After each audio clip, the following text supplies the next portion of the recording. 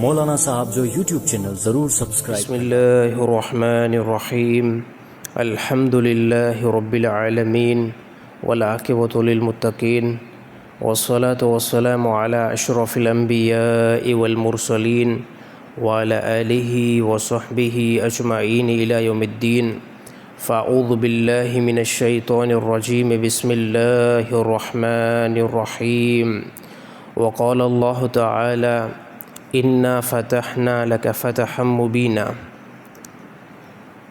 صدق اللہ العظیم وقال اللہ تعالی فی مقام آخر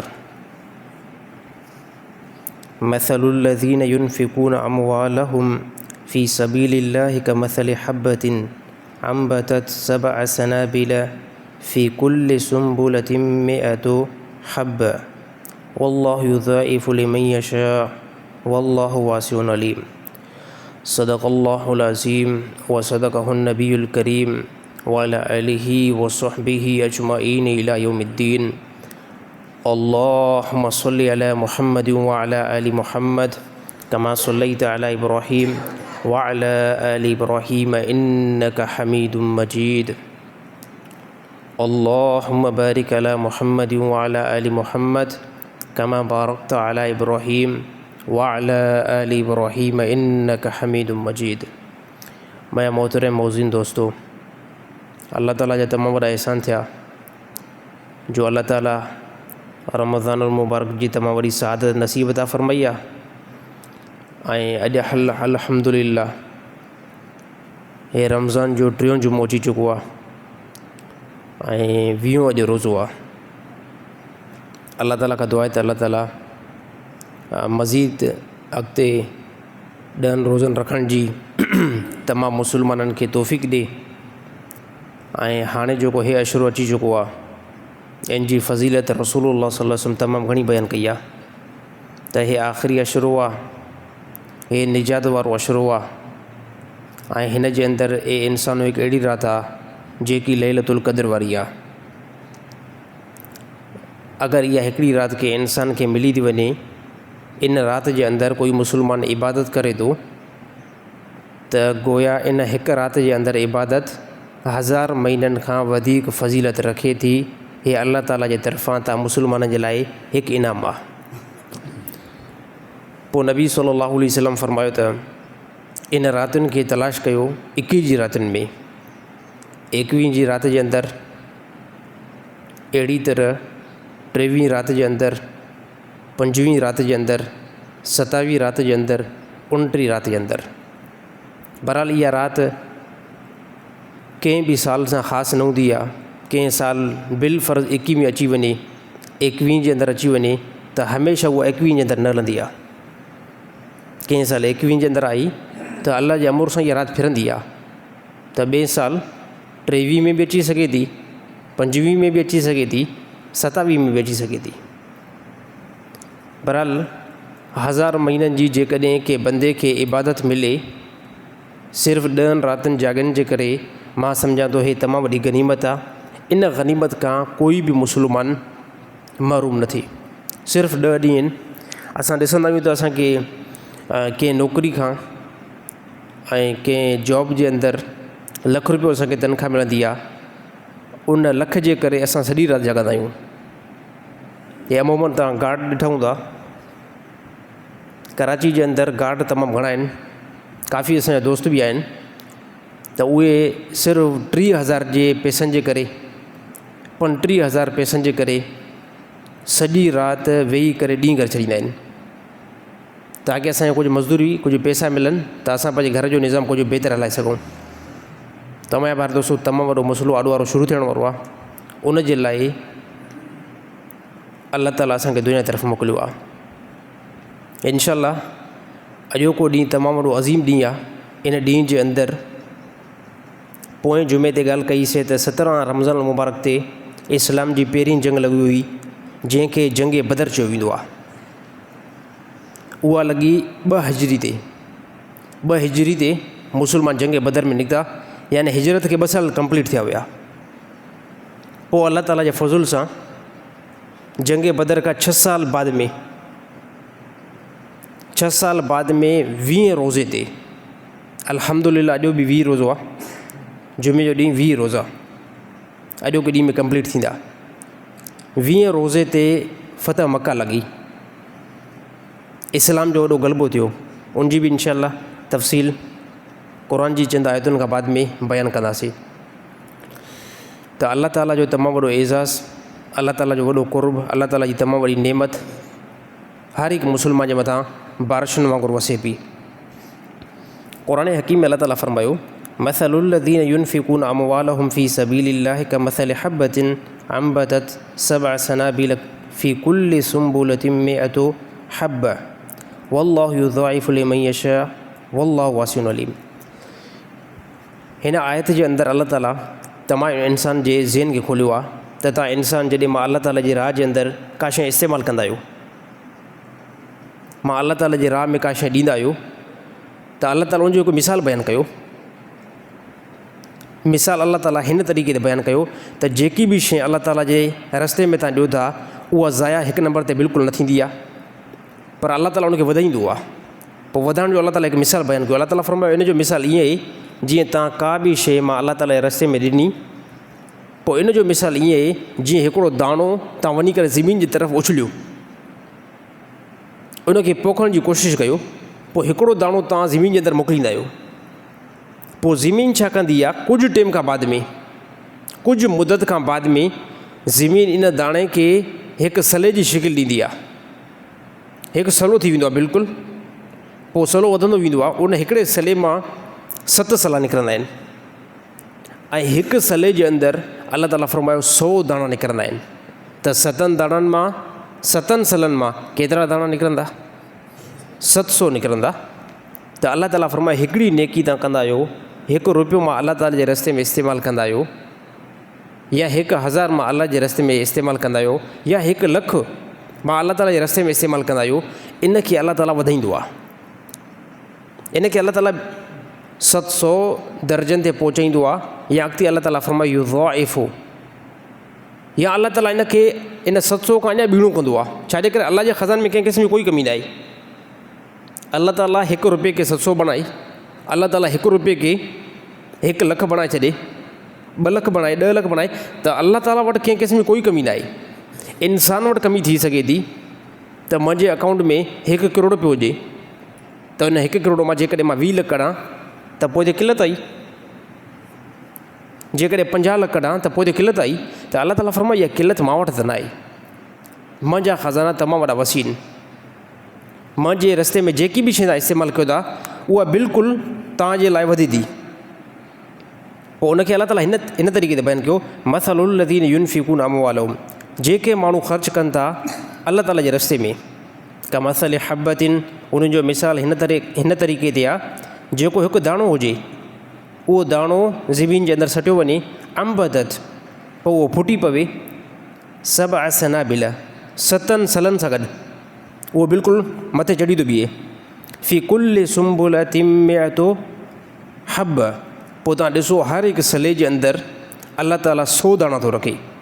पोइ अहिड़ी तरह तव्हां नेकी था कयो, उहा नेकी बि ईअं ई आहे, या अल्लाह ताला फरमाए इन खां वधीक बि ख़ुदा तव्हांखे ॾींदो आहे। वल्लाहु युज़ाइफ़ु, अल्लाह ताला इन खां वधीक बि करे सघे थो। मसलन तौरु 700 जी जॻह ते अल्लाह ताला 1 रुपये ते 1400 ॾेई छॾे, अल्लाह ताला 2000 ॾेई छॾे, या अल्लाह ताला 1 लख ॾेई छॾे, अल्लाह जे ख़ज़ाने में कंहिं क़िस्म जी कोई बि कमी न आहे।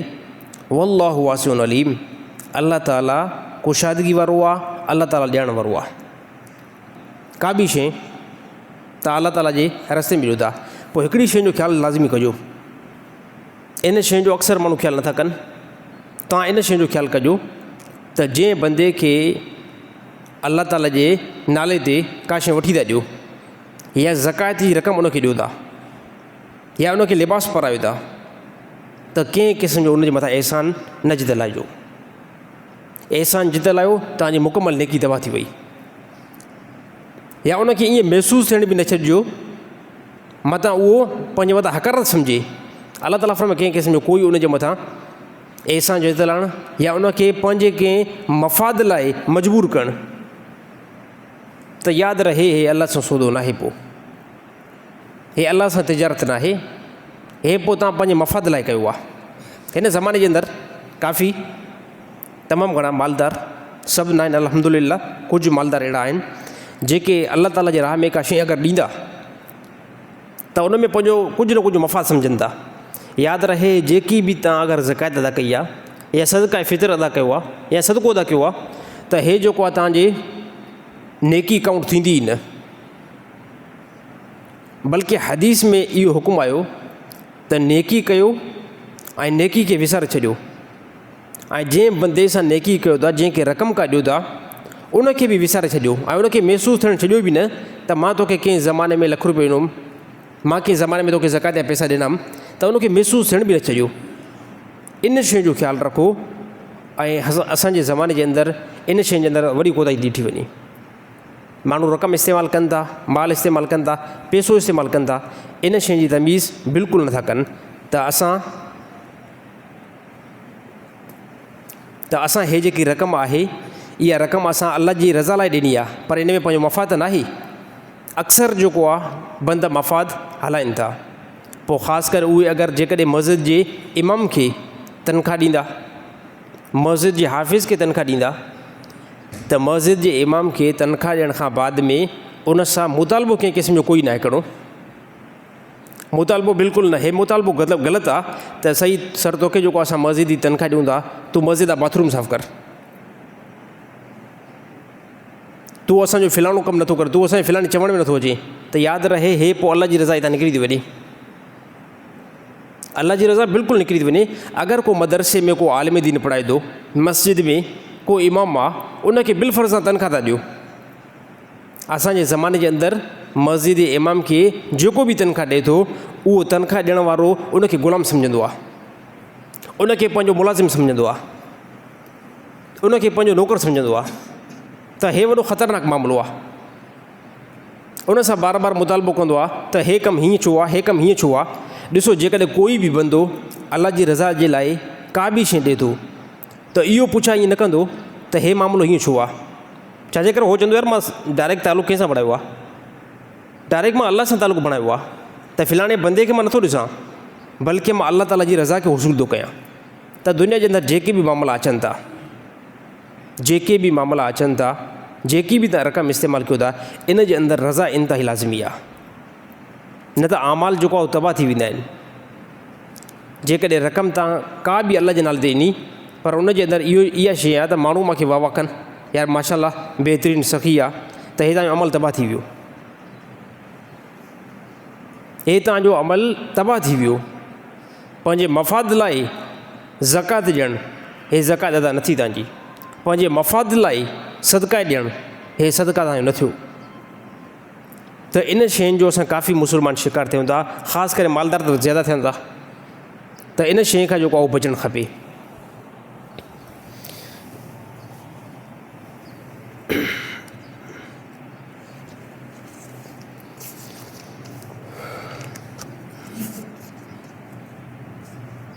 अच्छा, 20 रमज़ान मुबारक ते जीअं पहिरीं मां ॻाल्हि कयमि त 8 हिजरी ते फ़तह मका लॻो। इन जे पोयां रीज़न छा हुयो? इस्लाम जी तरक़ी, इस्लाम जी बुलंदी जंहिं ग़ज़वात खां बाद में आई आहे या जंहिं ॾींहुं आई आहे, उहो फ़तह मका आहे। फ़तह मका इन जे पोयां कुझु रीज़न आहिनि। सभ खां पहिरियां रीज़न इहे आहिनि, नबी सल्लल्लाहु अलैहि वसल्लम जंग बदर खे फ़तह कयो 2 हिजरी ते।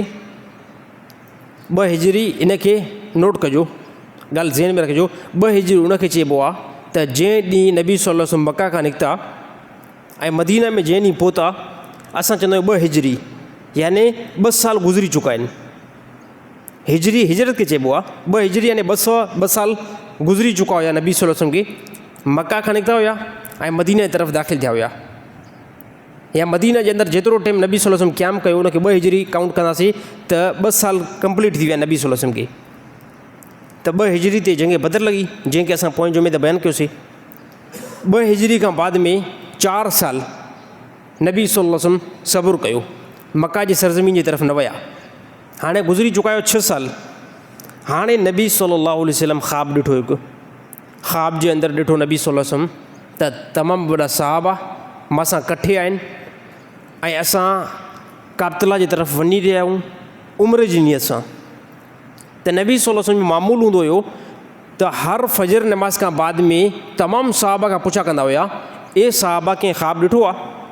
त सहाबा फरमाईंदा हुआ, या रसूल अल्लाह, ख़्वाबु त असां ॾिठो आहे। त पोइ नबी सल्लल्लाहु अलैहि वसल्लम ख़्वाब जी ताबीर कंदा हुया त हिन ख़्वाब जी ताबीर हे आहे, हिन ख़्वाब जी ताबीर हे आहे, हिन ख़्वाब जी ताबीर हे आहे। हिकु फजर थी, नबी सल्लल्लाहु अलैहि वसल्लम मामूल जे मुताबिक़ पुछा कयो त कंहिं साहिबी ख़्वाबु ॾिठो राति? तमामु सहाबा मां कंहिंखे राति जो ख़्वाबु न आयो। पोइ नबी सल्लल्लाहु अलैहि वसल्लम फरमायो, हा राति मां मुहम्मद मुस्तफ़ा सल्लल्लाहु अलैहि वसल्लम ख़्वाबु ॾिठो आहे। सहाबा खे शौक़ु थियो, सहाबा खे हसरत थी त इहो ख़्वाबु नबी सल्लल्लाहु अलैहि वसल्लम बयानु कनि। नबी सल्लल्लाहु अलैहि वसल्लम ख़्वाबु बयानु कयो। अल्लाह जे नबी फरमायो, ए सहाबा राति ख़्वाबु ॾिठो आहे त तव्हां सहाबा मां सां कठे आहियो ऐं मां नबी बि तव्हां सां कठे आहियां, पर निकिता आहियूं उमिरि जे एतबार सां ऐं उमिरि असां कयूं था। हाणे इहो बाज़ औक़ात पैगम्बर खे ख़्वाबु जेको ईंदो आहे उहो क़ाइमु मक़ाम वही जो हूंदो आहे, क़ाइमु मक़ाम वही जो हूंदो आहे। हिकु त वही डायरेक्ट ईंदी आहे जिब्रील अमीन जे वास्ते सां, ॿी वही ख़्वाब जे ज़रिए सां बि ईंदी आहे। त पोइ नबी सल्लल्लाहु अलैहि वसल्लम जॾहिं सहाबा ॼाॾो इहो ख़्वाबु बयानु कयो त सहाबा खे शौक़ु पैदा थियो। सहाबा बार बार चवणु लॻा, या रसूल अल्लाह, उमिरि ते कॾहिं हलूं, उमिरि ते कॾहिं हलूं? त पोइ इहो शौक़ु सहाबा जो वधंदो वियो। नेठि हिकिड़ो ॾींहुं अहिड़ो आयो, हिकु ॾींहुं अहिड़ो आयो त तमामु सहाबा रसूलुल्लाह सल्लल्लाहु अलैहि वसल्लम सां कठे उमिरि लाइ तयारु थी विया ऐं सफ़र शुरू कयूं। सफ़र कंदे कंदे हुदैबिया हिकु खूह आहे, उन इलाइक़े जो नालो, खूह जो नालो हुदैबिया आहे हिकु रिवायत जे मुताबिक़। पोइ नबी सल्लल्लाहु अलैहि वसल्लम उते क़याम कयो ऐं बीठा। अल्लाह जे नबी फरमाया, सभ खां पहिरियां काफ़रनि खे इतला त ॾिजे, मतां असां उमिरि जे एतबार सां वञूं था, क़त्लो क़िताल न थी वञे, लड़ाई न थी वञे। छाजे करे काफ़रनि सां सुलह त न हुई न, काफ़रनि सां सुलह न हुई, काफ़रनि सां जंग छिड़ियल हुई, जंहिंजे करे त असां मदीना तरफ़ आयासीं।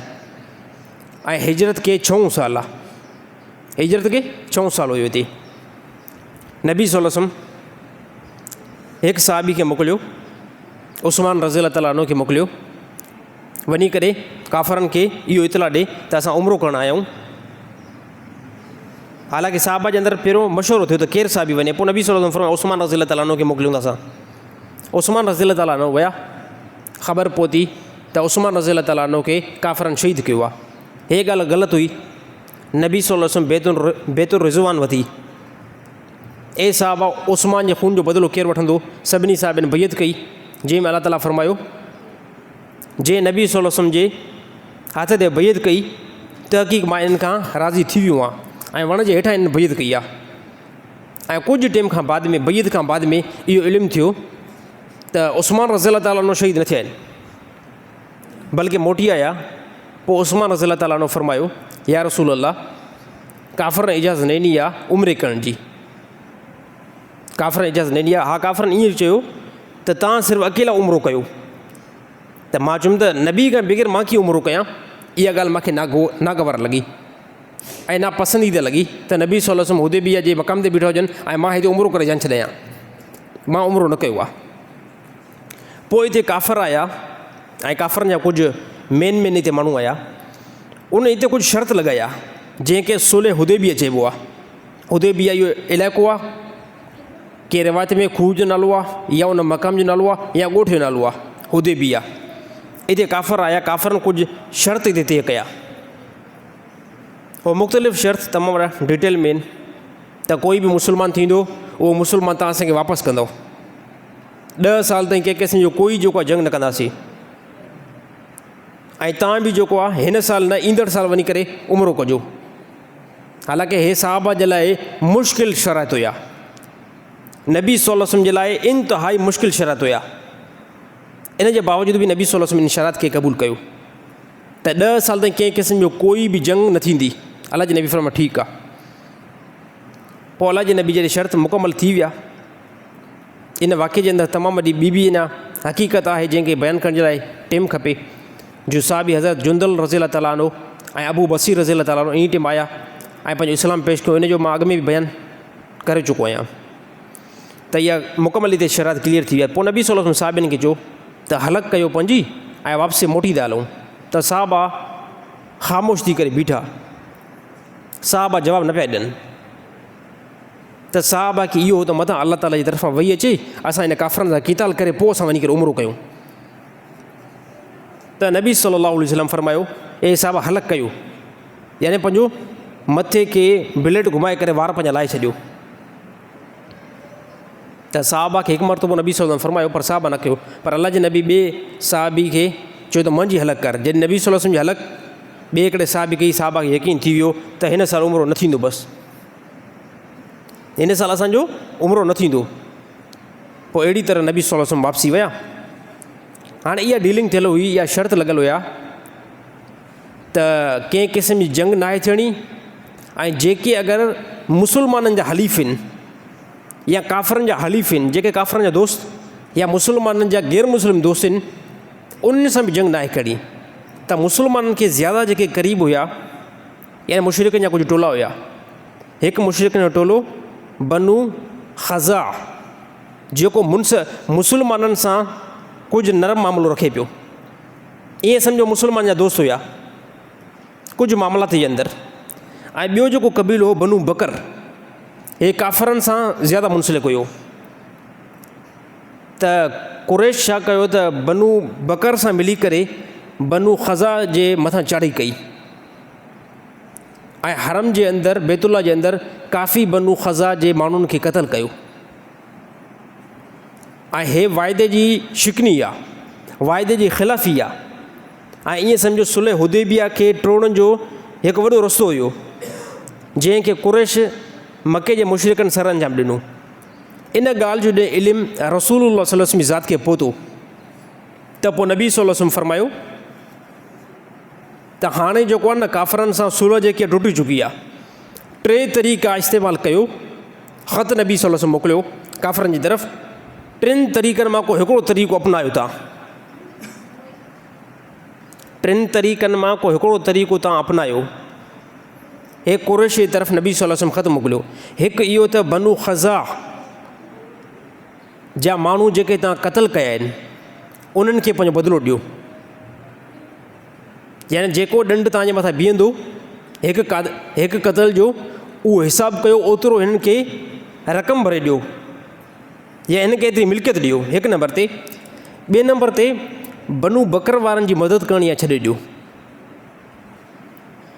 त पाण बनु ख़ज़ा वारा पंहिंजो मुक़ाबिलो पाण उनखे सर अंजाम ॾींदा, छाजे करे त इहो टोलो इन टोले जी जॾहिं तव्हां मदद कयो था त पोइ उहो टोलो हारिजी थो वञे। हे 2 नंबर ते शर्त। 3 नंबर ते नबी सल्लल्लाहु अलैहि वसल्लम फरमायो या सुलह हुदैबिया खे टोड़े छॾियो त पोइ असां पाण जेको आहे मामलात खे क्लियर कयूं। त पोइ काफ़रनि चयो त न, सुलह हुदैबिया खे असां टोड़े था छॾियूं। हाणे इहा इन्हनि जी टोड़ण ॻाल्हि, सुलह हुदैबिया खे ख़तमु करणु, हे कुफ़ार खे वॾी शिकस्त हुई। काफ़रनि जे मथां तमामु वॾो धचको हुयो। जॾहिं इहा ॻाल्हि उन्हनि कई ऐं पोइ नबी सल्लल्लाहु अलैहि वसल्लम 20 रमज़ान मुबारक 8 हिजरी यानी सुलह हुदैबिया जे 2 सालनि खां बाद में 8 हिजरी ते 20 रमज़ान मुबारक ते मक्का जी सरज़मीन ते 10,000 साहबा सां गॾु लथा। हालांकि 10,000 साहबा जी वॾी तादाद हुई। ऐं इहो ॾींहुं अलाह ताला क़ुरान हकीम में फरमाए इन्ना फ़तहना लका फ़तहम मुबीना, ए नबी असां फ़तह वारो ॾींहुं जेको आहे तव्हांजे ॾाढो खोले करे बीहारियोसीं। ऐं इस्लाम जो अज़ीम इहो ॾींहुं हुयो 20 रमज़ान मुबारक 8 हिजरी जो नबी सल्लल्लाहु अलैहि वसल्लम 10,000 साहबा सां जीअं जो मक्का जी सरज़मीन ते पहुता ऐं काफ़रनि साहब जो रोब ॾिठो, साहब जो दबदबो ॾिठो, इस्लाम जो लश्कर ॾिठो त पंहिंजे घरनि जे अंदरि भॼी विया। त नबी सल्लल्लाहु अलैहि वसल्लम हिकु वॾो ऐलान कयो। अलाह जे नबी फरमायो जेको हरम में दाख़िल थियो उनखे असां अमुन ॾेई छॾियोसीं, जेको पंहिंजे घरनि जे अंदरि दाख़िल थी वियो उनखे बि असां अमुन ॾिनोसीं। हता की नबी सल्लल्लाहु अलैहि वसल्लम ईअं बि फरमायो जेको अबू सुफ़ियान रज़ी अल्लाह ताला अन्हु जे घर में दाख़िल थियो यानी पनाह जे तौर ते असां उनखे बि जेको आहे अमुन ॾिनोसीं। ऐं इन ॾींहं ते इस्लाम जी तमामु वॾी बुलंदी, इस्लाम जो वॾो उरूज तमामु इंसाननि जी दिलि जे मथां छाइजी वियो। मुशरिकनि जी हुकूमत मक्का जी सरज़मीन खां ज़वाल इन ॾींहुं अची वियो। महीनो हिकिड़ो महीनो रमज़ान जो रोज़ो हिकिड़ो साहबा नोट कयो 20 रमज़ान जा रोज़ा 20 तारीख़ ते अल्लाह ताला असांखे फ़तह मुबीन अता फ़रमाई। ऐं इन ॾींहं ते नबी सल्लल्लाहु अलैहि वसल्लम मक्का जे अंदरि जीअं दाख़िल थिया ऐं तमामु बुतनि खे नबी सल्लल्लाहु अलैहि वसल्लम टोड़ियो, हरम खे बिल्कुलु साफ़ु कयो वियो, जेके मुख़्तलिफ़ क़िस्मनि जा मुशरिकनि जा बुत उते रखियल हुया सभिनी खे ख़तमु कयो वियो। ऐं पोइ नबी सल्लल्लाहु अलैहि वसल्लम काफ़रनि जे तरफ़ मुखातब थिया ऐं पोइ काफ़रनि खां पुछा कयूं, ए काफ़िरो, को ज़मानो हुयो साहबा जे मथां कीअं सितम ऐं ज़ुल्म कंदा हुयव, अॼु मां तव्हां सां कहिड़ी हालति कंदुमि। मुशरिकनि सां नबी सल्लल्लाहु अलैहि वसल्लम ख़िताबु कयो त मुशरिकनि जो या रसूल अल्लाह, अच्छा या रसूल जो लफ़्ज़ इस्तेमालु त न कयूं, ए नबी, ए मोहम्मद सल्लल्लाहु अलैहि वसल्लम, तव्हां वॾा करीम आहियो ऐं तव्हांजो पीउ ऐं तव्हांजो ॾाॾो ऐं तव्हांजो परॾाॾो तमामु वॾा सखी हुया ऐं माफ़ु कंदड़ हुया। असांखे बि उमेदु आहे त जेको असां माक़बल में तव्हां सां ज़ुल्म कयो आहे तव्हां असांखे माफ़ु करे छॾींदो। नबी सल्लल्लाहु अलैहि वसल्लम आम माफ़ी जो ऐलान करे छॾियो, आम माफ़ी जो ऐलान, त ठीकु आहे वञो मां तव्हांखे माफ़ु करे छॾियुमि। ऐं मक्का जूं चाबियूं ऐं मक्का जो कंट्रोल ऐं दारुल हुकूमत मुसलमाननि जे कंट्रोल में अची वई। कहिड़े ॾींहुं? 20 रोज़े ते 8 हिजरी ते। हे अल्लाह ताला तमामु वॾी मुसलमाननि खे ख़ुशी नसीब अता फ़रमाई रमज़ान जे ॾींहं जे अंदरि। ऐं पोइ इन ॾींहं ते 2000 मुशरिक नबी सल्लल्लाहु अलैहि वसल्लम जी अख़लाक़, नबी सल्लल्लाहु अलैहि वसल्लम जी तालीम, नबी सल्लल्लाहु अलैहि वसल्लम मामलात ॾिसी करे 2000 मुशरिक मुसलमान इस्लाम जे अंदरि दाख़िल थी विया। हालांकि नबी सल्लल्लाहु अलैहि वसल्लम ॾिसो जंग बदर जे अंदरि जॾहिं लथा या ॿी कंहिं बि ग़ज़वा जे अंदरि लथा, हालांकि काफ़रनि सां क़िताल त हलियो, पर नबी सल्लल्लाहु अलैहि वसल्लम कॾहिं बि कंहिं काफ़र जी लाश खे मुसल्ला बणाइण जो हुकुम न ॾिनो। हे यानी इंसानियत जे इख़लाक़ खां बि इहा ॻाल्हि ॿाहिरि। हालांकि काफ़रनि बणायो, काफ़रनि त नबी सल्लल्लाहु अलैहि वसल्लम चाचे खे बि बणायो न, हज़रत हमज़ा रज़ियल्लाहु ताला अन्हु खे, यानी लाश खे कन कटणु, नक कढणु ऐं अखियूं कढणु, हे काफ़र इहे कंदा हुया, लाश खे मुसल्ला बणाईंदा हुया। नबी सल्लल्लाहु अलैहि वसल्लम साहबा खे हुकुम त ॾिनो। हालांकि जंग बदर जे अंदरि बि जेके बि सरदार काफ़र मरिया न, उते बि नबी सल्लल्लाहु अलैहि वसल्लम इहो हुकुम ॾिनो, इंसानियत जे तहत हिन जे लाशनि खे बिगाड़ियो न, इंसानियत तहत हिन जी लाशनि खे बिगाड़ियो न। छाजे करे? नबी आया आहिनि हिन काइनात जे अंदरि एतदाल सां, अदुल सां, इंसाफ़ सां हिते नबी सल्लल्लाहु अलैहि वसल्लम आया आहिनि।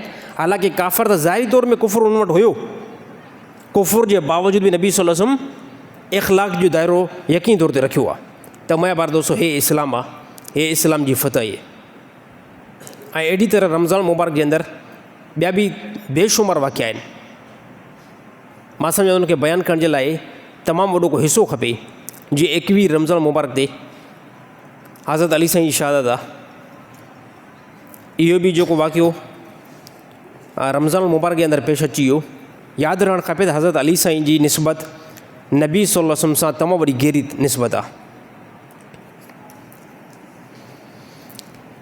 तमामु वॾी गहरी नबी सल्लल्लाहु अलैहि वसल्लम सां हज़रत अली साईं जी निस्बत आहे, जो नबी सल्लल्लाहु अलैहि वसल्लम हिकु मौक़े ते फ़रमायो, आना मदीनतुल इल्म व अलीयुन बाबुहा। हालांकि हे फ़ज़ीलत ऐं हे मक़ाम ऐं इहे अल्फाज़ ॿिए कंहिं साहबी जे बारे में नबी सल्लल्लाहु अलैहि वसल्लम न फ़रमाया आहिनि। फ़रमायो त मां जेको आहे इल्म जो शहर आहियां ऐं अली जेको आहे उनजो दरवाज़ो आहे, हिकु नंबर ते। ॿिए नंबर ते फ़रमायो आना दारुल हिकमत व अलीयुन बाबु आहे, मां दारुल हिकमत जो घरु आहियां ऐं अली उनजो दरवाज़ो आहे। हज़रत अली साईं इस्लाम में सभ खां पहिरियां नंढी उमिरि में जंहिं रसूलुल्लाह सल्लल्लाहु अलैहि वसल्लम जे मथां ईमान आंदो, उहा हज़रत अली साईं जी शख़्सियत हुई। ऐं अल्लाह जे नबी बेशुमार फ़ज़ल बयानु कया। अल्लाह जे नबी फ़रमायो त अली सां मुहबत कंदो रुगो मोमिन ऐं अली सां बुग़्ज़ रखंदो सिर्फ़ु जेको आहे मुनाफ़िक़। हे साफ़ अहादीस नबी सल्लल्लाहु अलैहि वसल्लम बयानु कयूं आहिनि।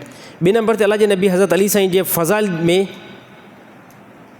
जंहिंखे इमाम अहमद बिन हंबल पंहिंजे किताब जे अंदरि मुख़्तलिफ़ साहबा जी फ़ज़ीलतूं एड कयूं आहिनि, जंहिंमें अबू बकर सिद्दीक़ जे फ़ज़ाइल ते तमामु वॾियूं हदीसूं आंदियूं, हज़रत उमर रज़ियल्लाहु ताला अन्हु जे फ़ज़ाइल में तमामु वॾियूं हदीसूं आंदियूं, हज़रत उमर रज़ियल्लाहु ताला अन्हु जे फ़ज़ाइल जे अंदरि मुख़्तलिफ़ हदीसूं आंदियूं ऐं उन ई किताब जे अंदरि हज़रत अली साईं जे फ़ज़ाइल जे अंदरि इमाम अहमद बिन हंबल ज़बरदस्त हिकिड़ी किताब लिखी आहे, उन जे अंदरि इहा बि हदीस नोट कई त नबी सल्लल्लाहु अलैहि वसल्लम फरमायो मुंहिंजी अली सां उहा निस्बत आहे जेकी मूसा जी हारून अलैहिस्सलाम सां निस्बत हुई।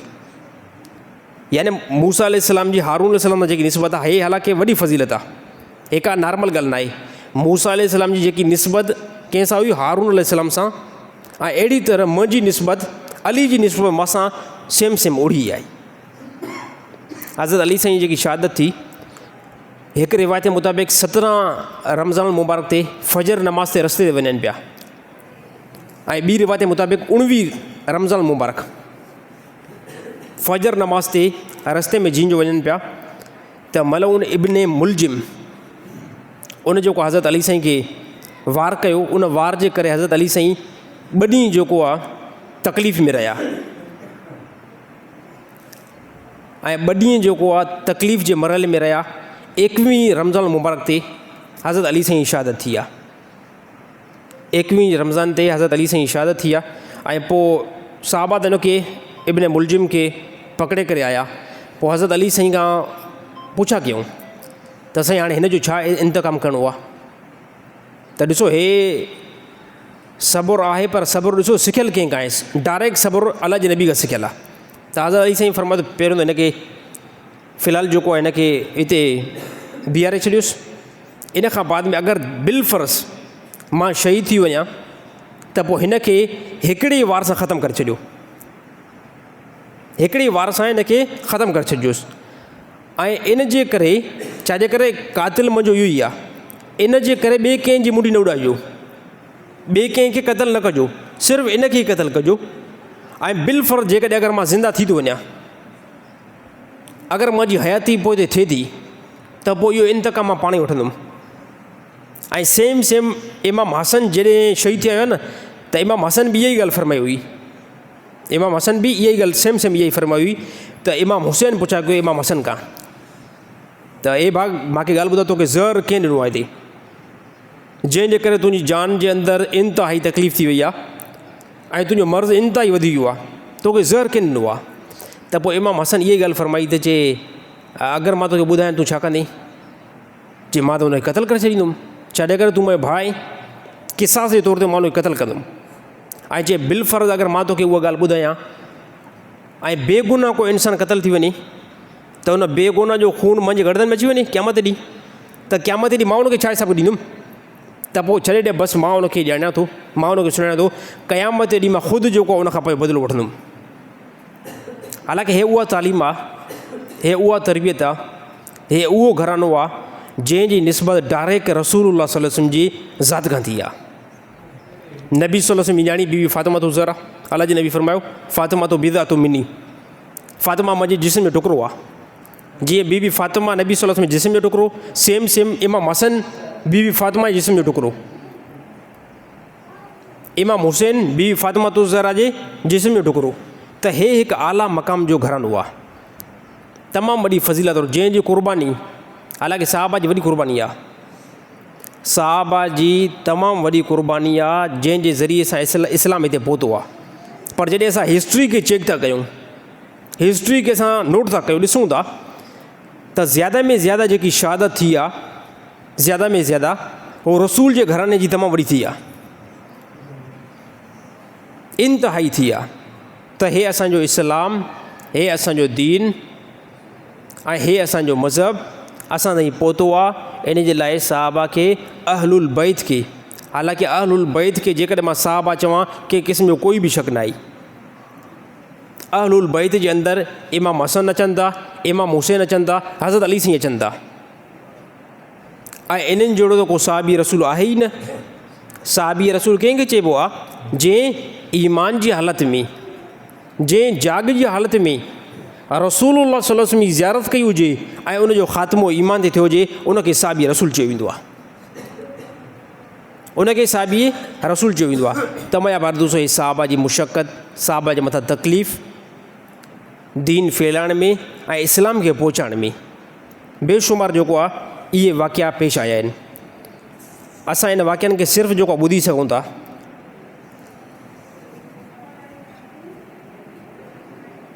असां इन वाक्यनि खे सिर्फ़ु ॿुधी सघूं था, अफ़सोस करे सघूं था, बाक़ी इन जो हक़ जेको असां नथा अदा करे सघूं। अहिड़ी तरह रमज़ान मुबारक जे अंदरि नबी सल्लल्लाहु अलैहि वसल्लम फरमायो अल्लाह ताला तमामु गुनाहगारनि खे रमज़ान जे अंदरि माफ़ु करे छॾींदो आहे। रमज़ान जी अहिड़ी बरकत आहे, कहिड़ो वॾो गुनाह आहे, अल्लाह ताला गुनाह सभु माफ़ु करे छॾींदो आहे। पर 4 नबी सल्लल्लाहु अलैहि वसल्लम नोट कया गुनाह जंहिंजी नबी सल्लल्लाहु अलैहि वसल्लम फरमायो रमज़ान जे अंदरि बि बख़्शिश नथी थिए। 4 गुनाह अहिड़ा आहिनि, अगरि कंहिं बंदे जे अंदरि इन 4 गुनाह मां को हिकिड़ो बि गुनाह आहे त उनजी रमज़ान में बि बख़्शिश न थींदी। मां सम्झां थो उनजे लाइ वॾो ख़सारो आहे। उहो मुस्लमान इन 4 गुनाहनि खे नोट करे ऐं ॾिसे अगरि कोई हिकिड़ो गुनाह मां में पियल आहे त उन ते तौबा इस्तग़फ़ार करे उन पंहिंजे मामलात खे दुरुस्त करण जी कोशिशि करे। अगरि जेकॾहिं रमज़ान जे महीने में बख़्शिश कंहिं मुस्लमान जी न थी, मां सम्झां थो तमामु वॾो ख़सारो आहे, तमामु वॾो ज़ुल्म आहे। पोइ हिकु नंबर ते नबी सल्लल्लाहु अलैहि वसल्लम फरमायो शराब जो आदी। शराब जो जेको आदी आहे, हता कि रमज़ान जे महीने जे अंदरि बि शराब खां नथो मुड़े ऐं शराब पीए थो, नबी सल्लल्लाहु अलैहि वसल्लम फरमायो तमामु इंसान जी बख़्शिश थी वेंदी, इन जी बख़्शिश न थींदी। अल्लाह ताला तमामु मुस्लमाननि खे इन कबी फेल खां बचण जी तौफ़ीक़ ॾे, छो त हे इंतिहाई बुरो फेल आहे जंहिंजी नफ़ी क़ुरान हकीम खां थियल आहे, जंहिंजी नफ़ी रसूलुल्लाह सल्लल्लाहु अलैहि वसल्लम ज़ात खां थियल आहे। त शराब जो आदी या शराब जो पीअंदड़ यादि रहे त रमज़ान में उनजी कंहिं क़िस्म जो कोई बख़्शिश न थींदी आहे। ॿिए नंबर ते फरमायूं वालिदैन जो नाफ़रमान। इन जे अंदरि तमामु वॾा मुस्लमान मुलविज़ आहिनि। हालांकि शराब जो आदी थोरो घटि थी सघे था, बंदा शराबी थोरा थी सघनि था, मां सम्झां थो वालिदैन जा नाफ़रमान, वालिदैन जा नाफ़रमान नौजवान औरतूं हुजनि या मर्द हुजनि, तमामु वॾी कसीर तादाद में मौजूदु आहिनि। त नबी सल्लल्लाहु अलैहि वसल्लम फरमायो उन्हनि जी बख़्शिश त न थींदी। जेको वालिदैन जो नाफ़रमान, पोइ चाहे औरत हुजे या चाहे मर्द हुजे, उनजी बख़्शिश सर रमज़ान में न थींदी। तमामु वॾी नेकी कयो, रोज़ा रखो, पर तव्हांजी ज़बान एतिरी ख़राबु आहे, जॾहिं बि पीउ सां ॻाल्हाईंदा आहियो त बद अख़लाक़ी खां अलावा कुझु बि न ॻाल्हाईंदा आहियो, माउ सां जॾहिं बि ॻाल्हाईंदा आहियो त बद अख़लाक़ी खां अलावा कुझु बि न ॻाल्हाईंदा आहियो। त हे तव्हांजे लाइ इंतिहाई वॾो ख़सारो आहे, इंतिहाई तव्हांजे लाइ वॾो ज़ुल्म आहे। पंहिंजे नफ़्स खे पाक कयो, पंहिंजे नफ़्स खे गुनाहनि खां महफ़ूज़ रखो, इन गुनाह खां जेको आहे बची वञो। ॿिए नंबर ते फरमायो वालिदैन जा नाफ़रमान, इन्हनि जी बख़्शिश न थींदी आहे। 3 नंबर ते फरमायो क़तर रमी करण वारा, रिश्तेदारी जे अंदरि क़तर रमी, इहो मामिलो तमामु वॾो हसास मामिलो आहे, इंतिहाई मुश्किल इहो मामिलो आहे। छाजे करे रिश्तेदारी सां सिधो हलणु, उन सां बराबरि हलणु, त हे इंतिहाई मुश्किल कमु आहे। बाज़ औक़ात रिश्तेदारी ख़ुदि न हलंदी आहे, जो चपे चपे ते तव्हां खां नाराज़ थी वेंदा, चपे चपे ते तव्हां खां तालुक़ कटे वेंदा।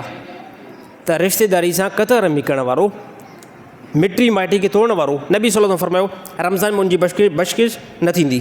4 नंबर ते फरमायो दिलि में कीनो ऐं हसद रखण वारो। दिलि में कीनो हसद आहे त मुंहिंजे फ़लाणे दोस्त खे बिल्डिंग आहे, फ़लाणे खे एतिरो सारो इल्मु आहे, फ़लाणे खे एतिरो सारो माल आहे, फ़लाणे जो हाई क्लास जो कारोबार थो हले, मुंहिंजो कारोबार कुझु बि न आहे, मुंहिंजो कारोबार कुझु बि न आहे। इहो जेकॾहिं कीनो ऐं हसद पैसे जे एतबार सां दिलि में आहे, बख़्शिश न थींदी रसूलुल्लाह सल्लल्लाहु अलैहि वसल्लम जे कौल जे मुताबिक़। हसद ऐं किनान ॿिनि क़िस्मनि जो थींदो आहे। हिकु उहो हसद जेको दुनिया जे माल जे करे थिए, दुनिया जे पैसे जे करे थिए, दुनिया जे उहिदे जे करे थिए, हिकिड़े क़िस्म जो हसद आहे ऐं कीनो आहे। वरी ॿियो हसद ऐं साड़ ख़ासि करे दीनदारनि जे अंदरि बि पायो वेंदो आहे। कंहिंजो इल्मु कंहिंखां बर्दाश्त न थिए, कंहिंजी इज़त, ख़ासि करे दीनदारनि जे अंदरि बि वॾो मर्ज़ु आहे, दीनदारनि जे अंदरि बि वॾो मर्ज़ु आहे। कंहिंजी इज़त कंहिंखां बर्दाश्त न थिए, कंहिंजो मनसब कंहिं दीनदार खां बर्दाश्त न थिए, कंहिंजी इज़त खे कंट्रोल न करे सघे, हे वॾो फॉल्ट आहे। हसद जो अहिड़ो फॉल्ट आहे जो हसद नेकिन खे ईअं ख़तमु करे छॾींदो आहे, साड़ नेकिन खे ईअं ख़तमु करे छॾींदो आहे जीअं हिकु सुकल काठियूं पयूं हुजनि, उनखे नॉर्मल का बाहि जो हिकु शोलो किरे त तव्हां छा था सम्झो इहो हिकिड़ो शोलो सॼे जंगल खे राख बणाए छॾींदो आहे? न, त सेम असांजी नेकिन खे हसद ऐं किनान ईअं ख़तमु करे छॾींदो आहे। हिकु साहिब जे बारे में मशहूरु हदीस आहे जंहिंखे रसूलुल्लाह सल्लल्लाहु अलैहि वसल्लम 3 मरतबा जन्नत जी बिशारत ॾिनी। रीज़न लास्ट में पुछा कयो वियो त रीज़न छा आहे? उन साहिब आख़िरी में इहा ई ॻाल्हि कई त पंहिंजी दिलि खे हसद खां, किनान खां, तआसुबात खां मां पाक रखे छॾियो आहे, मां पाक रखे छॾियो आहे। पोइ लॻे थो इहो ई को अमल थी सघे थो जंहिंजे बारे में रसूलुल्लाह सल्लल्लाहु अलैहि वसल्लम जन्नत जी बिशारत ॾिनी हुजे। त अब्दुल्ला बिन उमर फरमायो अल्लाह जो कसम खणंदो इहो ई तव्हांजो अमल हूंदो जंहिंजे बारे में तव्हांखे रसूल जन्नत जी बिशारत ॾिनी आहे। तव्हांजा भार दोस्तो दिलुनि खे जेतिरो साफ़ु बणाईंदासीं, दिलनि खे जेतिरो साफ़ु बणाईंदासीं अल्लाह ताला ओतिरा मामलात बहितर बणाईंदो, अल्लाह ताला ओतिरो तव्हांखे नवाज़ींदो। हालांकि हसद ऐं किनान ऐं तासुबात में का शइ न रखियलु आहे, ओतिरो तव्हां पोइ ते ज़वाल जी तरफ़ वेंदव। कंहिं मुस्लमान खे का नेमत ॾिसी करे उन ते ख़ुशि थींदा कयो, उन ते ख़ुशि थींदा कयो, या अल्लाह मुंहिंजे हिन मुस्लमान भाउ खे तूं हे शइ अता कई आहे, या अल्लाह मुमकिन आहे जॾहिं तूं मुंहिंजे मुस्लमान भाउ खे अता कई आहे, या अल्लाह इहा शइ मूंखे बि अता कर। त इहो हमेशह अल्लाह ताला खां इहा ई बंदा दुआ घुरंदो रहे। अल्लाह ताला खां दुआ आहे त अल्लाह ताला इन तमामु अहादीस मथां अमल करण जी तौफ़ीक़ अता फ़रमाए।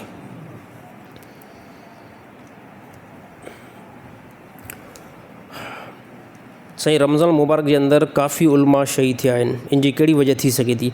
अच्छा, हिकिड़ी ॻाल्हि यादि रहणु खपे त हिन टाइम 2025 जे अंदरि हे रमज़ान मुबारक जीअं जो आयो आहे,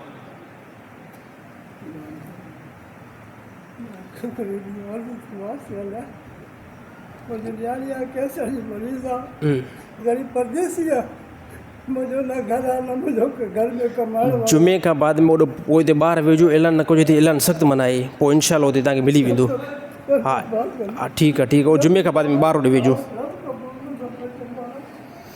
अच्छा, हे जेको बसि वेहो आहे, वेहो जुमे में लास्ट में ॿाहिरि वियो। हालांकि मर्ज़ इंतिहाई ख़राबु आहे। ॾिसो, मस्जिदूं जेके आहिनि उहे अल्लाह ताला जी इबादत लाइ ख़ासि आहिनि। हे असांजी ईअं सम्झो मुस्लमान जी ईअं सम्झो ना अली आहे, ईमान जी इंतिहाई कमज़ोरी आहे जो असां मुस्लमाननि मस्जिद खे हिकु पिनण जी जॻह बणाए छॾियो आहे। हालात हर हिकु बंदे जे मथां ईंदा आहिनि, मुश्किलात हर हिकु बंदे जे मथां ईंदा आहिनि, उन मुश्किलात में अल्लाह ताला जी तरफ़ बंदो रुजू थिए। ऐं जेकॾहिं अगरि असां ईअं करणु शुरू कयोसीं, मेंबर तां ऐलान करण जो हिन फ़िलाणे असांजी जमायती खे मुश्किल आहे, हिन सां ताउन कयो, त पोइ हे जेके मस्जिदूं इहे ख़ासि थी वेंदियूं पिनण जे लाइ। हालांकि हे अल्लाह जा घर आहिनि, हिन में सिर्फ़ु अल्लाह खे सॾियो वेंदो आहे। अल्लाह खां अलावा हिते ॿिए कंहिंजी बि फ़रियाद न हलंदी, छो त हिकु हदीस मुंहिंजे ज़हन में अचे थी, उन मफ़हूम मां बयानु थो करे छॾियां। और नोट मूंखे ज़हन में न आहे त कहिड़े किताब में अंदरि आहे, पर उन जा अल्फाज़ कुझु जेको आहे मफ़हूम जे एतबार सां मूंखे यादि आहिनि। नबी सल्लल्लाहु अलैहि वसल्लम जा आॾो या अहिड़ी तरह साहबा जा आॾो कंहिं हिकु शख़्स फ़रियाद कई अल्लाह जे घर जे अंदरि त मूंखे जेको आहे मुश्किल पहुती आहे, मूंखे माल जी ज़रूरत आहे, त पोइ या त साहबा या त नबी सल्लल्लाहु अलैहि वसल्लम उनखे फ़रमायो त हमेशह तुंहिंजो हथु ईअं ई हुजे, ऐं जेको बंदो पंहिंजा मामला इंसाननि जा ॾोह खोले छॾींदो आहे, हथु हीअं करे छॾींदो आहे, त पोइ अल्लाह ताला उन्हनि खे इंसान जी तरफ़ हवाले करे छॾींदो आहे। त वञी करे बसि इन खां पंहिंजा मामला घुरो ऐं पंहिंजा मामला इन्हनि खां वञी करे क्लियर करायो, त बंदो हर हिकु मौक़े में अल्लाह ताला जी तरफ़ रुजू थिए। त ॻाल्हि हले पई रमज़ान मुबारक जे अंदरि तमामु वॾी उलमा जी शहादत थी आहे, ख़ासि करे हिन असांजे रमज़ान जे अंदरि। सरहद जे अंदरि काफ़ी उलमा शहीद थिया, कोटिया जे अंदरि, ग़ालिबन सिंध जे अंदरि बि हिकु ॿ उलमा जी शहादत थी आहे। ॾिसो, मां हिकिड़ी ॻाल्हि कयां थो, हिन टाइम असांजी पब्लिक उहा चवंदी आहे त हे त ख़ाली नॉर्मल जेको आहे मुला को मरी वियो आहे। काफ़ी माण्हू ख़ुशि बि थींदा यार, चङो त हिकिड़ो मुला मार्केट खां हलियो वियो त भलो आहे। हालांकि हे क़यामती निशानी में हिकिड़ी निशानी आहे। नबी सल्लल्लाहु अलैहि वसल्लम फरमायो आख़िरी ज़मानो ईंदो, उन ज़माने जे अंदरि अल्लाह ताला इल्म खे खणंदो,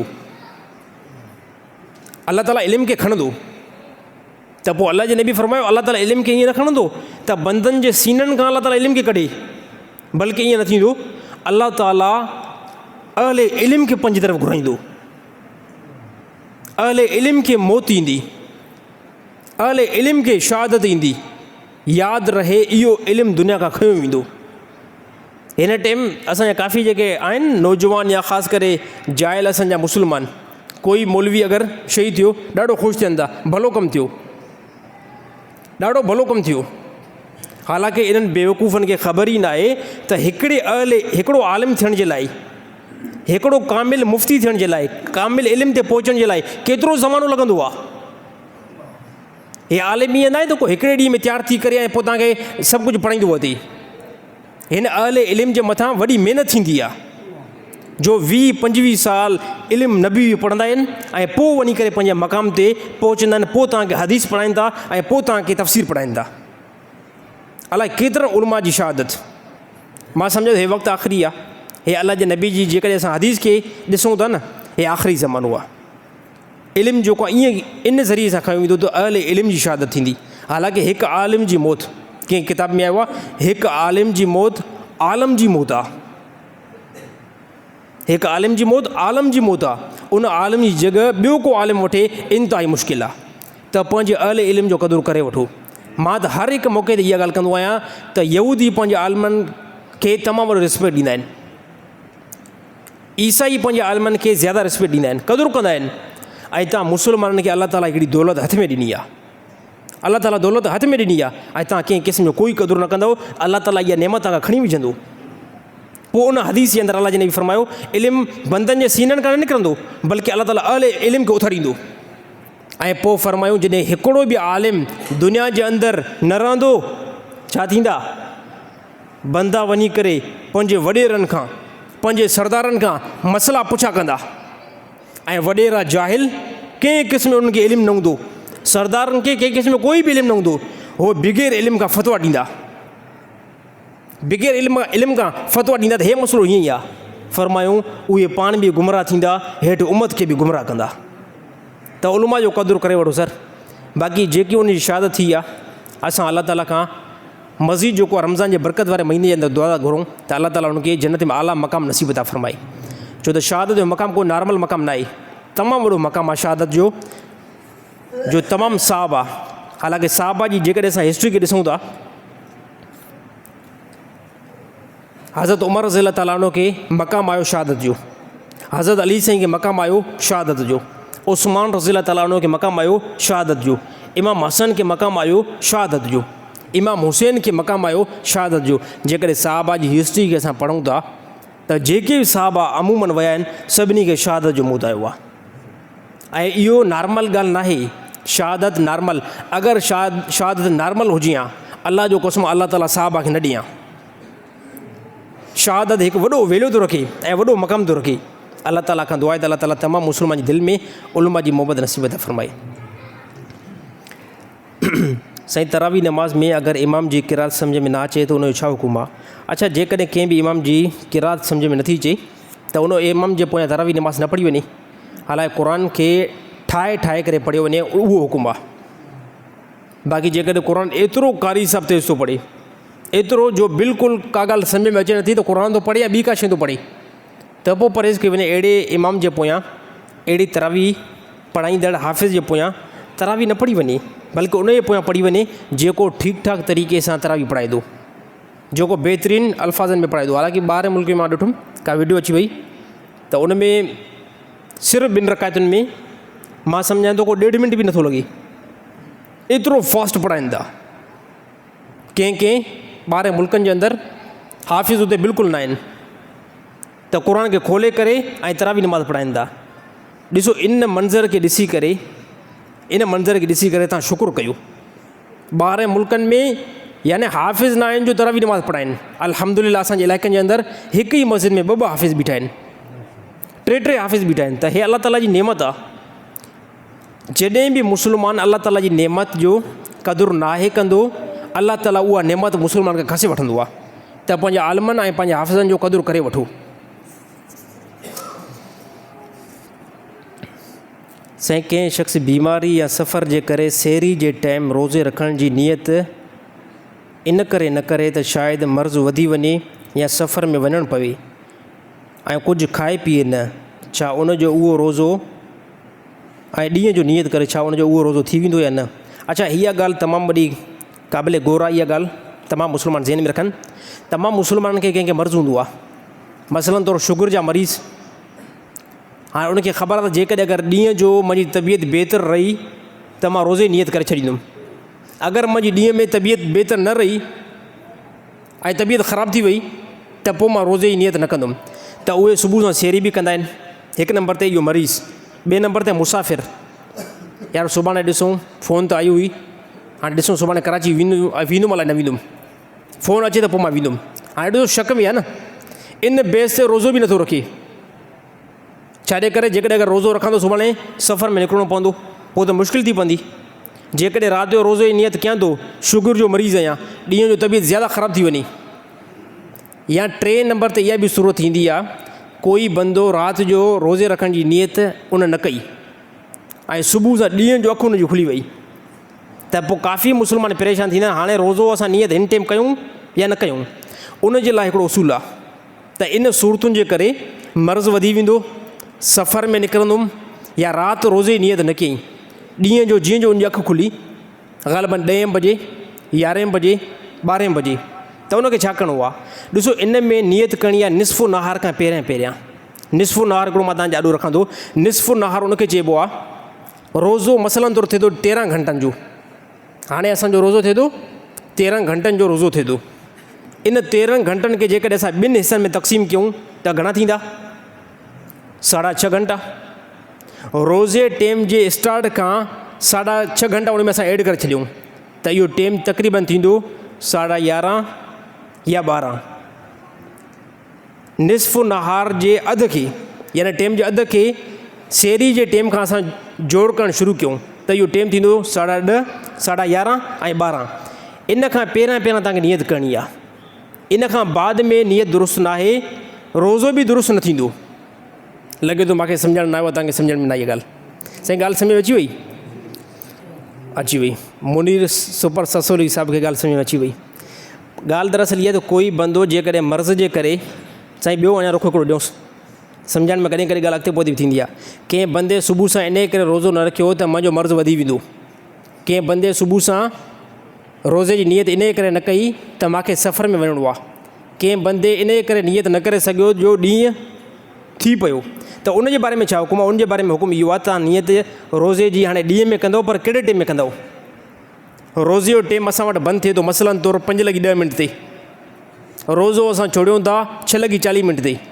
हाणे इन सॼे टाइम खे असां सेट कंदासीं। टाइम केतिरो थो बीहे? टाइम बीहे थो 13 घंटा।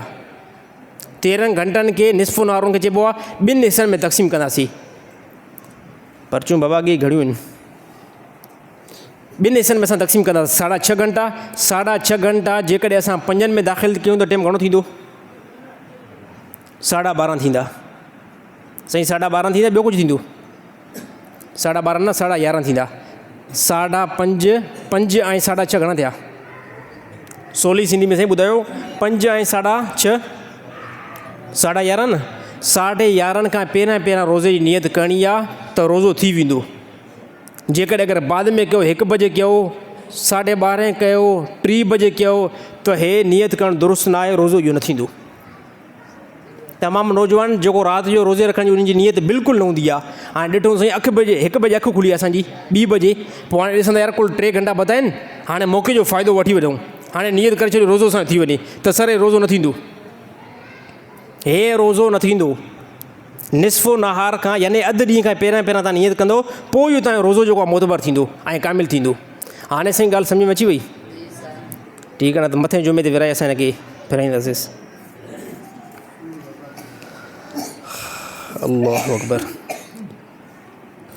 वितर नमाज़ जमायत में अगरि मुक़्तदी खां दुआए कुनूद पढ़णु विसरी वञे या वितर नमाज़ में दुआए कुनूद मुकमल न करे सघे त उनजो छा हुकुम आहे? अच्छा, वितर नमाज़ में इमाम जेको पढ़ाईंदो आहे जमायत सां गॾु, इन में जेकॾहिं कोई बि जमायती वितर नमाज़ में दुआए कुनूद कंप्लीट न आहे करे सघियो त उनजी छा नमाज़ थी वेंदी? न थी वेंदी? नमाज़ थी वेंदी। भले तव्हां कंप्लीट न करे सघियो न दुआ कुनूत, अल्लाहुम्मा इन्ना नस्तईनुका व नस्तगफिरुका व नुमिनु बिका, थोरी पढ़ी आहे, पर इमाम रुकू में हलियो वियो। त हाणे कोई बि सूफ़ी थी करे ईअं न चयो त मां हाणे वितर दुआ कंप्लीट कयां थो। हालांकि तव्हां जेसिताईं कंप्लीट कंदव न, इमाम चवंदो समी अल्लाहु लिमन हमीद, तव्हां खां छा थींदो? तव्हां खां फ़र्ज़ु निकिरी वेंदो। ऐं नमाज़ में इमाम सां गॾु तव्हांखां फ़र्ज़ु निकिरी वियो, तव्हांजी नमाज़ बातिल। त दुआ कुनूत जेकी आहे इमाम सां गॾु तव्हां कंप्लीट न करे सघिया हो त कोई मसइलो न आहे, नमाज़ थी वेंदी। ऐं जेकॾहिं दुआ कुनूत पढ़ी बि न आहे, विसरी वई अचानक, उन सूरत में बि नमाज़ थी वेंदी। ऐं जेकॾहिं कंहिं बंदे खे दुआ कुनूत ई नथी अचे इमाम जे पोयां उहो छा पढ़े, हे बि मसइलो आहे। तमामु मुस्लमाननि खे किरोड़नि जा कारोबार ईंदा। डोनाल्ड ट्रंप जे पीउ जो नालो बि यादि आहे, त उनजो नालो छा आहे? पोइ छा कंदो साईं दुआ कुनूत नथी अचे, इन जॻह ते मां ॿी का शइ ॿुधायो। डोनाल्ड ट्रंप जे पीउ जो नालो यादि, अदाकारनि जे पीउ जा ॾाढनि जा नाला ख़बर नथी अचे, साईं दुआ कुनूत मूंखे नथी अचे। हे अफ़सोस जो मक़ाम आहे न साईं। क्रिकेट सभिनी खिलाड़ियुनि जा नाला नंबर सां यादि ऐं नथी अचे, दुआ कुनूत नथी अचे, इन जी जॻह ते मिड़ई ॿी का शइ ॿुधायो असां पढ़ूं। उहो बि ॾिसो इस्लाम उनजो बि ॾिसो आसानी बनाई। बिलफर दुआ कुनूत नथी अचे न, पढ़ो रब्बना आतिना फिद दुनिया हसनतुम व फिल आखिरति हसनतुम व क़िना अज़ाबन्नार। हे पढ़ो त बि दुआ कुनूत कामिल थी वेंदी, त बि उन जॻह ते कमु थी वेंदो। पर बहितर आहे त इस्लाम खे सिखो, नमाज़ खे चङी तरह सिखो। जेतिरो नमाज़ खे बहितर बणाईंदो अलाह ताला तव्हांजी ज़िंदगी खे ओतिरो बहितर बणाईंदो। एतिकाफ़ जी हालत में अगरि कंहिं औरत खे हेज़ अची वञे त उनजो हुकुम छा आहे? एतिकाफ़ जी हालत में अगरि कंहिं बि औरत खे हेज़ अची वियो त उनजो एतिकाफ़ फासिद थींदो, उनजो एतिकाफ़ बातिल थींदो। यानी एतिकाफ़ मां हाणे इहा औरत उथंदी। मां अॻु में ॿुधायुमि त एतिकाफ़ हर हिकु इबादत, कंहिं बि इबादत जे अंदरि औरत खे हेज़ अची वियो, औरत खे हेज़ अची वियो त इन हेज़ जे अचण सां औरत सभिनी इबादतुनि खां पोइ ते वेंदी। औरत हाणे रोज़ा बि छॾे ॾींदी, औरत हाणे क़ुर जी तिलावत बि छॾे ॾींदी, औरत हाणे नमाज़ बि छॾे ॾींदी। पर एतिकाफ़ में औरत वेठी आहे, हेज़ अची वियो, फौरी टाइम एतिकाफ़ खां उथंदी। इन एतिकाफ़ जी वरी कज़ा आहे। रमज़ान खां बाद में जॾहिं रोज़नि जी कज़ा थी करे न, पोइ जंहिं ॾींहुं रोज़ो रखे उन ॾींहुं मग़रिब नमाज़ खां पहिरियां मग़रिब नमाज़ खां सिॼु लहण खां पहिरियां जंहिं जॻह ते एतिकाफ़ में वेठी हुई उते एतिकाफ़ में वेह। सिर्फ़ु हिकिड़े ॾींहुं हिकिड़ी राति जी एतिकाफ़ में अंदरि वेहंदी, हिन जो एतिकाफ़ अदा थी वेंदो। इहो कहिड़ी सूरत में? जॾहिं रमज़ान में औरत एतिकाफ़ में वेठी ऐं उन दौरान इनखे हेज़ अची वियो, पोइ चाहे एतिकाफ़ जा 3 ॾींहं मिलिया, 4 ॾींहं मिलिया या 1 ॾींहुं मिलियो, पर हेज़ अची वियो त हाणे इन जी कज़ा भले 9 ॾींहं रहियल हुजनि, भले 8 ॾींहं रहियल हुजनि, पर औरत कज़ा केतिरी कंदी? औरत सिर्फ़ु कज़ा हिकिड़े ॾींहं जे एतिकाफ़ जी कंदी। उन में रोज़ो लाज़मी रखंदी। उन रोज़े सां गॾोगॾु मग़रिब खां पहिरियां उन जॻह ते वेहंदी। सुभाणे मग़रिब खां बाद में, इफ़्तारी खां बाद में उन जॻह खां उथंदी। हे औरत जो एतिकाफ़ कंप्लीट थींदो। मर्दनि जे लाइ बि इहो ई हुकुम आहे। जेकॾहिं कंहिं सूरत में एतिकाफ़ मां निकिरी विया, को मुश्किल अची वई, को हादसो थी पियो, त मर्दनि लाइ बि सेम इहो ई हुकुम आहे। अल्लाह ताला अमल करण जी तौफ़ीक़ अता फ़रमाए। अच्छा साईं, अगरि कोई मुड़ुसु पंहिंजी ज़ाल खे जानवरनि वांगुरु कुटे ऐं मार ॾे, उहो अमल कीअं आहे? अच्छा ॾिसो, इस्लाम में अल्लाह ताला हिकु इख़लाक़ खे बयानु कयो आहे, आदाब खे बयानु कयो आहे। हे असांजे ज़माने में मर्द कुटनि था, अॼुकल्ह मायूं बि लॻे थो कुटनि थियूं मर्दनि खे। उहो पुराणो ज़मानो हुयो जो मर्द हाई क्लास जी मार ॾींदा हुया। मूंखे हिकिड़ी ॻाल्हि यादि अची वई, पुराणो हिकिड़ो ज़मानो हुयो, ॻोठ में काॾे वञणु थियो, मुंहिंजी इंतिहाई नंढी हुई, उन घरवारी का सफ़ा बंदे जी तेज़ हुई, सफ़ा को चवणु वठेसि न पई। उहो बि साईं पको को भरोचो हुयो। अॼु साईं लठियूं वठियूं पटे करे अहिड़ी जो मार ॾिनी पई घरवारी खे, मार ॾेई करे पोइ उतां मची करे चइबा सफ़ा ठारे छॾियो मान। हाणे इनशा अल्लाह जे महीने ताईं ॻाल्हाईंदी न। त यादि रहणु खपे, इस्लाम कुझु हदूं बयानु कयूं आहिनि। घरवारनि खे ईअं न कुटींदा कयो जीअं कंहिं बाने खे कुटिबो आहे। घरवारी खे ईअं मार न ॾींदा कयो जीअं कंहिं जानवर खे मार ॾिबी आहे। हे अदबनि ऐं इस्लाम खां बिल्कुलु ख़िलाफ़ी हुकुम आहे। अल्लाह ताला हुकुम ॾिनो क़ुर हकीम में, अल्लाह ताला फरमाए तव्हांजूं घरवारियूं जेकॾहिं नाफ़रमान आहिनि न, उन्हनि खे पंहिंजे बिस्तरनि खां परे कयो। इहा औरत खे वॾी मार आहे। अगरि मुड़ुसु चए न पंहिंजो बिस्तरो हाली मूंखां जेको आहे परे कर, मां फ़लाणे कमरे में सुम्हंदुमि, मां फ़लाणी जॻह ते, हे औरत लाइ वॾे में वॾी मार आई आहे। वरो इहो औरत खे सबक़ु मिली वेंदो। पर जेकॾहिं हितां बि सबक़ु नथो मिले, पोइ नॉर्मल अल्लाह ताला हवाई मार जो अल्लाह ताला हुकुम ॾिनो आहे। पर उहा मार कहिड़ी आहे? उहा मार उनखे मुंहं में न आहे हणी, उनखे मार अहिड़ी न आहे ॾियणी जो उनजा निशान जेको ठही वञनि। बाक़ी नॉर्मल ईअं जंहिंखे चऊं असां खंगणु खुड़कणु अहिड़ी का नॉर्मल मार ॾियणी आहे। बाक़ी जानवर वांगुरु सर कुटणो न आहे। नबी सल्लल्लाहु अलैहि वसल्लम फरमायो, सही बुखारी ऐं सही मुस्लिम जे अंदरि इहा रिवायत आहे, अल्लाह जे नबी फरमायो तव्हां मां कोई बि शख़्स पंहिंजी घरवारी खे ग़ुलाम वांगुरु मार न ॾे। छो त नबी सल्लल्लाहु अलैहि वसल्लम ज़माने जे अंदरि या जाहिलियत ज़माने जे अंदरि ग़ुलाम खे इंतिहाई ज़्यादा मार ॾींदा हुया।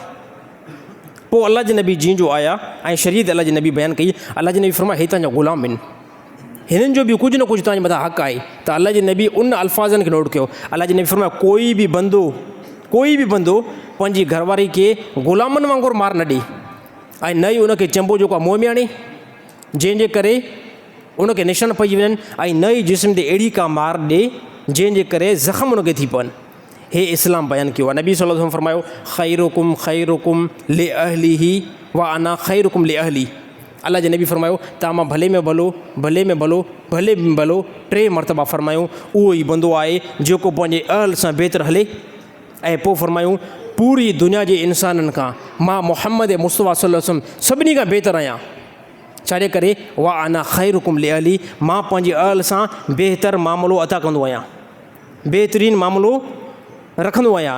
हज़रत आयशा रज़ियल्लाहु ताला अन्हा खां रिवायत आहे त हिकु मरतबा न जॾहिं बि नबी सल्लल्लाहु अलैहि वसल्लम घर जे तरफ़ ईंदा हुया, मामूल हुयो नबी सल्लल्लाहु अलैहि वसल्लम जो असर नमाज़ खां बाद में नबी सल्लल्लाहु अलैहि वसल्लम घर में ईंदा हुया। पोइ बयानु कयूं त नबी सल्लल्लाहु अलैहि वसल्लम खे उम्मत जो ग़म, नबी सल्लल्लाहु अलैहि वसल्लम खे कुफ़ार जो ग़म, नबी सल्लल्लाहु अलैहि वसल्लम खे अल्लाह जी शरीयत जो ग़म, त शरीयत इहा मजे मथां आई आहे, हे तमामु इंसाननि खे इहा शरीयत ॾियणी आहे, एतिरा सारा नबी खे ग़म।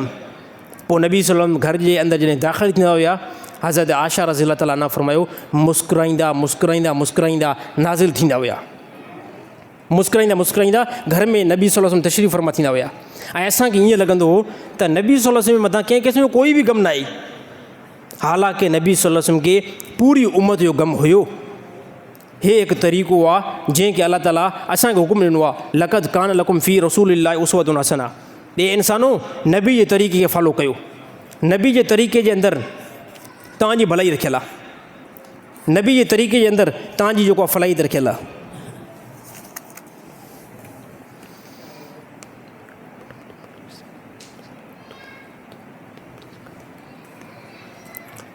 साईं जेका प्रॉपर्टी पंहिंजे इस्तेमाल में आहे, मसलन घर ऐं दुकान, छा उन ते बि ज़कात वाजिबु थींदी? अच्छा, हिकिड़ी ॻाल्हि ज़हन में रखणु खपे त जेकी प्रॉपर्टी ज़रूर माश आहे ऐं इस्तेमाल में जेकी शइ आहे उन ते त जेकी कंहिं क़िस्म जो कोई ज़कात न ईंदी।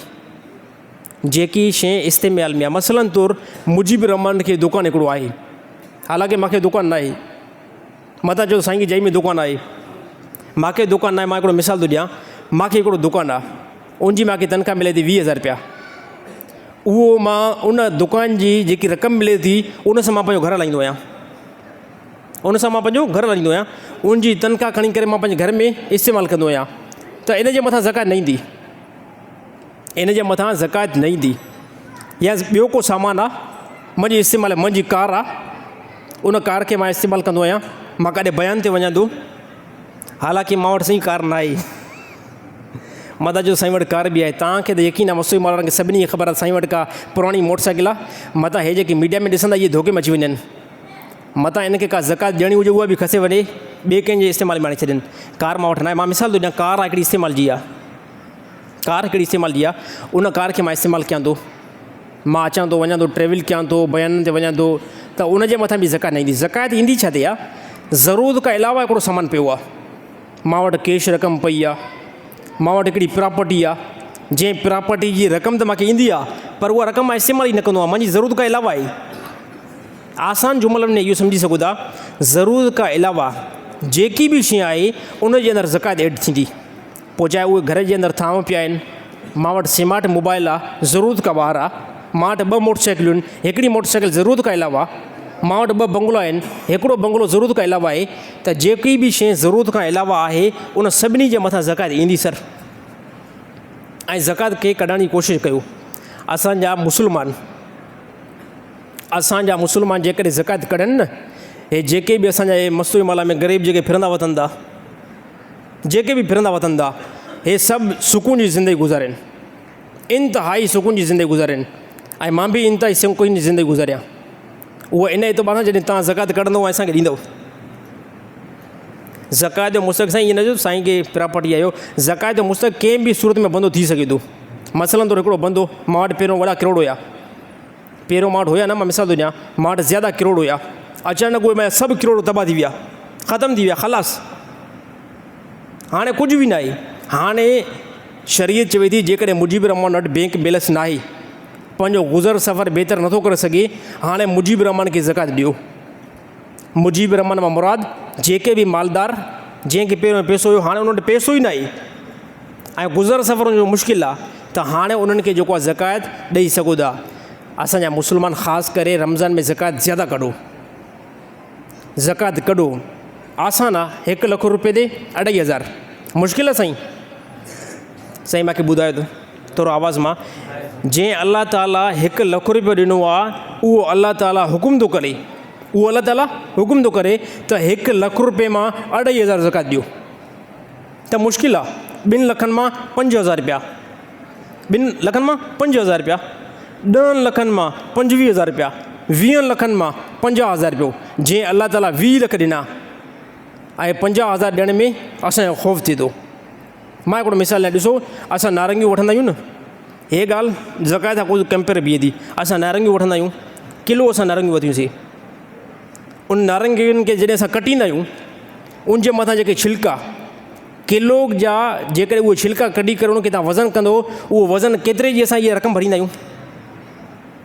एतिरी असां ख़ुशि हूंदा आहियूं त असां हालांकि रक़म मुकमल नारंगियुनि जी भरी आहे, नारंगियूं किलो वठंदा आहियूं, पर उन में कुझु न कुझु हिसो उनजे खलुनि जो निकिरंदो आहे।